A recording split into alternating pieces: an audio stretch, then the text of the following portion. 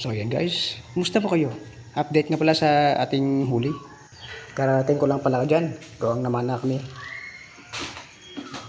At salamat naman ay nakauwi tayo ng ligtas at saka siyempre may blessing na rin.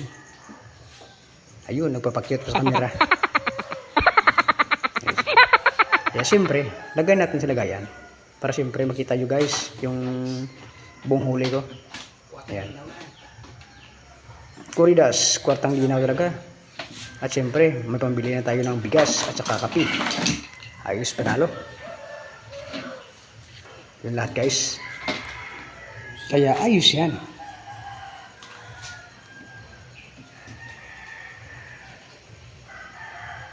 So yun guys, hanggang dito na lang.